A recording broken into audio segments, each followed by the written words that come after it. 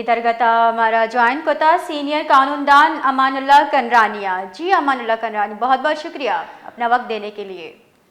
امان اللہ کنرانی صاحب، بتائیے گا کہ اس وقت جو ہے بلوچستان میں خضدار کا جو واقعہ ہوا ہے، اس واقعے کو آپ کس طرح دیکھتے ہیں؟ میڈم، یہ آپ ماشاءاللہ وش نیوز چینل جو ہے پورے بلوچستان اور خلیج میں بہت بڑے پیمانے پر دیکھا جاتا ہے، اور سندھ میں بھی۔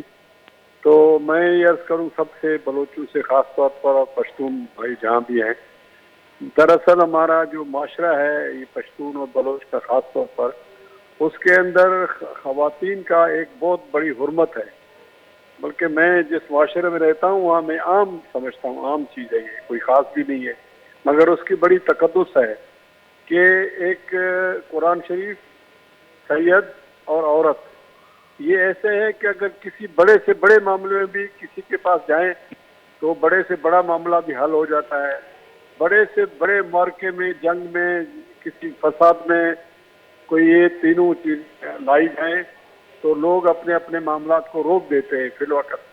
مگر بدقسمتی سے ہمارا معاشرہ اتنا بانجھ ہو گیا ہے، اتنی بے حسی آ گئی ہے کہ ماں باپ اور والدین کے سامنے ایک بچے کو اٹھایا جاتا ہے، اور آج ابھی تک اس کی بازیابی میں پوری ریاست جو ہے ناکام ہے۔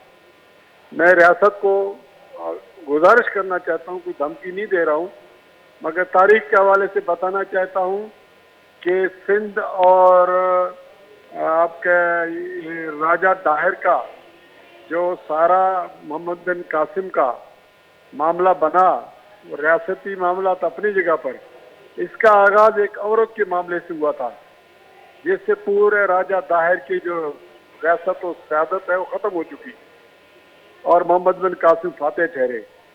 اسی طرح جو ہے نواب محمد اکبر خان بگٹی کا صوبائی خود مختاری کے لیے جدوجہد آئین اور قانون کے دائرے میں تھی، اور سائل وسائل کے دفاع، بلوچ کی شناخت، سب آئین اور قانون کے دائرے میں تمام پارلیمانی سیاست کرتے رہے۔ مگر جو ہی ایک چنگاری لگی سوئی میں ایک عورت کے حوالے سے، انہوں نے اس حرمت کو نام پر اپنے آپ کو قوم کے سامنے ذمہ دار ٹھہرایا کہ جب تک اس کے مجرموں کو کیفر کردار تک نہ پہنچایا جائے وہ چین سے نہیں بیٹھیں گے۔ وہیں سے یہ سلسلہ شروع ہوا، اس میں سوئی میں کرفیو بھی لگا، آرمی کی ڈپلائمنٹ بھی ہوئی، اور کئی مسائل پیدا ہوئے، آخر میں نواب صاحب شہید ہوئے۔ مگر وہ جو چنگاری تھی وہ آگ بن چکی ہے، پورے بلوچستان میں یہ آگ لگی ہوئی ہے۔ یہ 2006 کے بعد آپ حالات دیکھ رہے جس نیچ پر پہنچے، مگر اس کا جو چنگاری ہے وہ ایک عورت کے نام پر تھی۔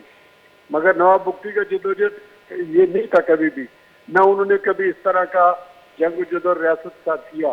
یہ حالات ایسے بن گئے کہ اس کا جو اٹھان ہے وہ عورت کے نام سے ہوا۔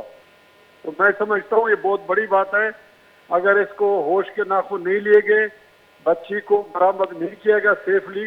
اب مجھے خدشہ ہے جو ہمارا معاشرہ، ان کے معاملات ہیں اور جہالت کے جو پیمانے ہیں، اس کے اندر مجھے بچی کے جان کا بھی خطرہ محسوس ہو رہا ہے۔